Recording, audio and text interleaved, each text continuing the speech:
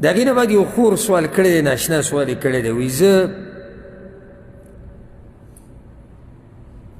سوال زما وی دا دی چې یو څو کاله مخکې زما پلار وفات شوی دی، بیا په هغې پسې لږ وخت بعد زما خاوند وفات شوی دی او مړ شوی دی، او په ډېر کم عمر کې ما د هغه سره واده کړی، اوس هم زما عمر ډېر کم دی، او د دوی سره وایي د الله دپاره زما محبت و د خاوند سره او د پلار سره، ځکه چې ټول ډېر نیکان خلک وو. اوس سوال وی زما دا دی، زما دپاره وایي دا جایز دي چې زه دا ووایم چې زه واده نه کوم، یعنې واده کېږم نه بل چاته، او وایي زه صبر کولی شم په دې دنیا کې داسې وخت تېرولی شم، خو د دې دپاره چې دقه خاوند الله ماله په جنت کې راکړي، ځکه چې ډېر دینداره سړی و.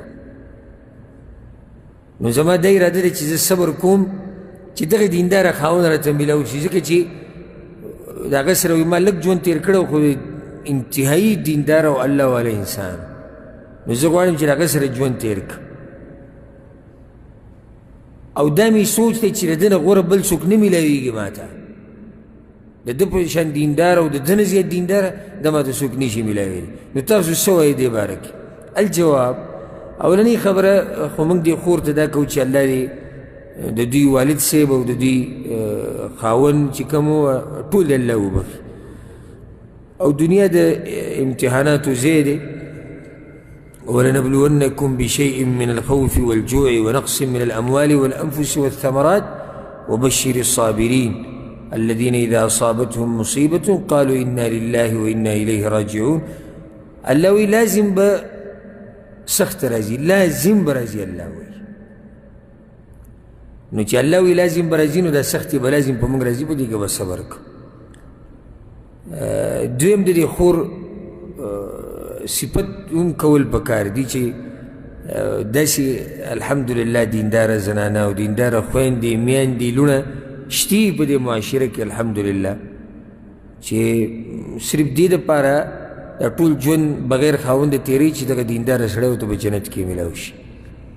او دا چې ګوره کله ته دینداره وي که نه او اخلاق دې ښایسته وو، نو ښځه به درنه متاثره.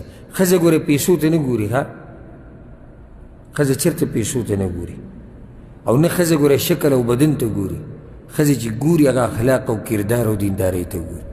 د 11 زنانو قصه ما بیان کړې وه که چې عایشه رضی الله عنها سره هغه زنانه راجمع شوي او هر یو د خپل خاوند کیسه کوله، چا یې ښه بیانول چا یې بد بیانول.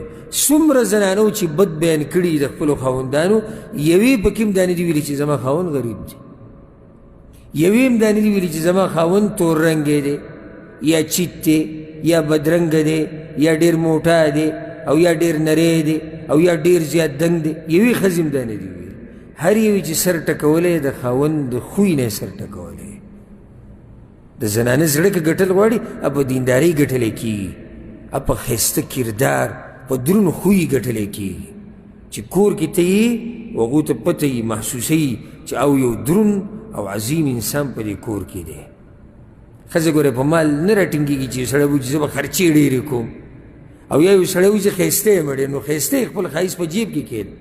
ښځه ستا په ښایست څه کوي چې خوی دی نه یي او کردار دی نه یي او دینداري ده پکې نه. نو دې زنانه ته موږ دا وایو چې ته چې دینداره سړي باندې دومره مینه، نو انشاءالله پتا کې لوی خیر دی، او الله دې د دې او زموږ د نورو خویندو میندو لوڼو د ټولو دې الله حفاظت وکړي. ها وایي د دې دپاره ناسته یم چې دا خاوند په جنت کې ماته میلاو شي. د علماو په دې مسله کې اختلاف دی، موږ څو ځایونو کې په تفصیل کړی چې یو زنانه چې ډېرو خاوندانو ته واده شوي، یعنی یا یو طلاق کړي یا تې مړ شوی بیا بل، او یا هغه طلاق کړي یا تې مړ شوی بیا بل، او داسې دا به په جنت کې د چا سره وي. نو بعضو علماو خو دا وایي چې دې ته به اختیار ورکړی کېږي. یو قول دا دی چې دا کم یې غوره کوي. بعض علما دا وایي چې د چا اخلاق ښایسته دي د هغه سره به وي. که چېرته را ټول جنت ته لاړ شي، دا سوال هله جوړېږي دریم قول او دا راجح دی او په دې باندې ښه صحیح دلایل دي چې دا به د هغه چا سره وي چې د چا په نکاح کې اخرنۍ وه، د هغه سړی چې جنت ته لاړله. خو دا مسله حل شو.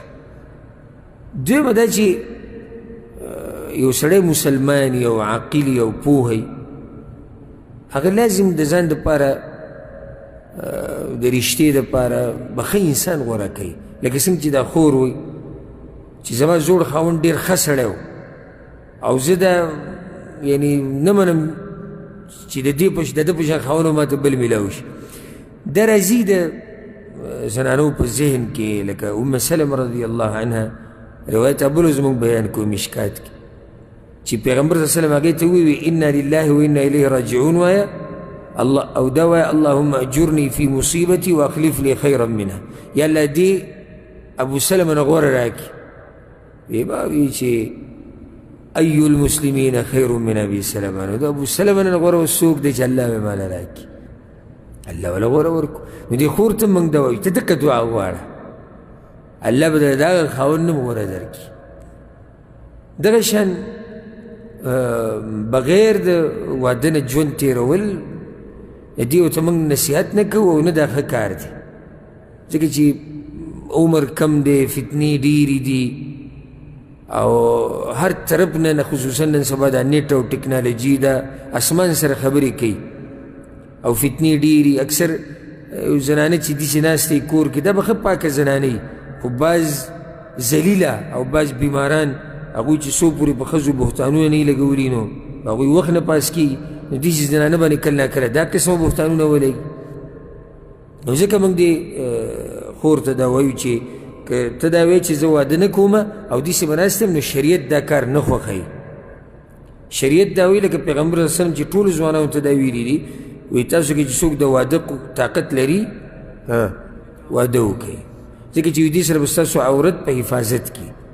نو شریعت دا خوښوي چې یو هلک دې واده وکړي او جنۍ دې واده شي، چې د دې زنانه د عورت حفاظت وشي او د هلک د عورت هم حفاظت وشي.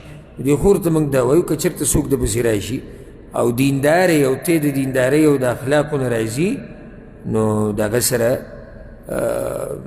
نکاح ته غاړه کېږده او په دې کې هېڅ سوچ مه کوه. که ته د یو ښه سړي سره واده وکړې، یو کور به د دې خور د لاسه آباد شي او بچی به پیدا شي، هغوی به د اسلام خدمت وکړي، د هغوی نه به الله ګټ انسانان جوړ کړي، نو اجر او اجر دی. خو داسې کېناسته چې زه د ټول عمر به دقه شان تېروم، شریعت دا کار نه خوښوي. ځکه چې نن سبا د اوس یو زنانه داسې چې لا عمر یې ډېر تېر کړی او هغه دا وایي زه خاوند بس ناسته به یم او بچي مې دي او هغو ته به یم، نو چې د زنانه واده شوه او خاوند یې مړ شو او بچي یې نشته او هغه پېغله جنۍ ته شان پاتې شو، ټول عمر داسې تېرول. موږ دا نه وایو چې دا زنانه به خراب وي، خو فتنې ډېرې دي او شریعت دا وایي چې د خپلو وقل للمؤمنات یغضضن من ابصارهن ویحفظن فروجهن. الله وایي دې زنانو ته ووایه پیغمبره چې د سترګو حفاظت دې کوي او د خپلو عورتونو حفاظت دې وکړي. او د عورتونو حفاظت هغه په څه سره کېږي؟ هغه په نکاح سره کېږي. د عورتونو حفاظت هغه په نکاح سره کېږي.